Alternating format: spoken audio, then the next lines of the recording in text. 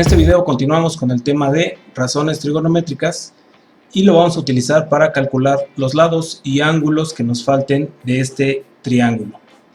Entonces vamos a identificar primero cuáles son los elementos que tenemos y cuáles son los que vamos a calcular. Primero, lados. Vamos a poner aquí cuáles son los lados que conocemos. El ángulo A tiene enfrente al lado A. Entonces el lado A vale 20. El ángulo B tiene enfrente al lado B. Así que B vale 8. Y nuestra incógnita en este caso sería C. Desconocemos C, que sería la hipotenusa. En el caso de los ángulos, el único que tenemos es el de 90 grados, ya que este es un triángulo rectángulo. Y sabemos que este símbolo representa que aquí hay un ángulo recto. Ahora sí, nuestras incógnitas van a ser la hipotenusa, va a ser el ángulo A y el ángulo B.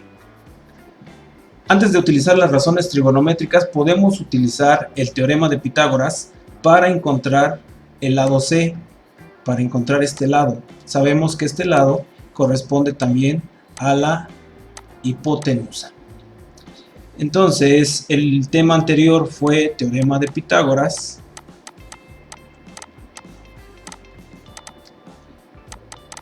Y este tema nos dice que el cuadrado de la hipotenusa va a ser igual a la suma del cuadrado de los catetos. Quedaría de esta forma la expresión. Sustituyendo los elementos, tendríamos que hipotenusa al cuadrado sería igual a uno de los catetos al cuadrado, sería en este caso 20 al cuadrado, más el otro cateto que sería 8 al cuadrado, y despejándose pasamos esto como raíz. 20 al cuadrado son 400, más 8 al cuadrado son 64. C va a ser igual a la raíz de 464, que esto es igual a 21.54. De esta forma tenemos ya el valor de la hipotenusa, 21.54. Ya tenemos completos los lados. Continuamos con los ángulos. Empezamos con el ángulo A. Así que el ángulo A, ubicado aquí en el diagrama, sería este. Este va a ser mi ángulo de referencia. Siendo A el ángulo de referencia, el lado que se encuentra justamente enfrente de él va a ser el cateto opuesto. Y el que se encuentra al lado va a ser el cateto adyacente. Ahora vamos a empezar con el ángulo A. Puedo relacionar el cateto opuesto y la hipotenusa, que ya lo tenemos. Pero también puedo relacionar el cateto opuesto con el cateto adyacente, que son los valores que ya teníamos desde un principio. Entonces voy a utilizar ese. De las tres razones trigonométricas, la que me relaciona cateto opuesto y cateto adyacente es la tangente. Entonces me va a quedar de esta manera. Tangente del ángulo A va a ser igual al cateto opuesto sobre el cateto adyacente. ¿Qué elementos tenemos de esta fórmula? Tenemos el cateto opuesto, ¿sí? Vale 20. Y tenemos el cateto adyacente, sí, vale 8. Una vez que ya tenemos esto, ahora vamos a despejar el ángulo A. Y tangente lo voy a pasar del otro lado con su arco. Entonces me quedaría arco tangente o tangente a la menos 1, que es lo mismo, de 20 sobre 8.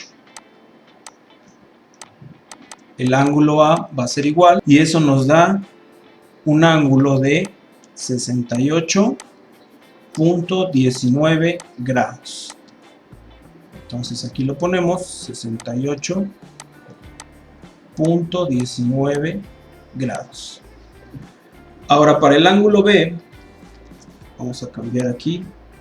Para el ángulo B, puedo ocupar la misma función tangente. Ahora mi ángulo de referencia va a ser este. Este va a ser mi ángulo de referencia y el que se encuentra enfrente ahora ya no va a ser cateto adyacente, ahora va a ser cateto opuesto, y el que se encuentra al lado ya no va a ser cateto opuesto, va a ser cateto adyacente. Puedo seguir ocupando la A de tangente. El cateto opuesto se divide entre el cateto adyacente. En el ángulo B el cateto opuesto vale 8 y el cateto adyacente vale 20. Nos quedaría tangente a la menos 1 o arco tangente de 8 sobre 20. B va a ser igual 21.80. 21.80 grados.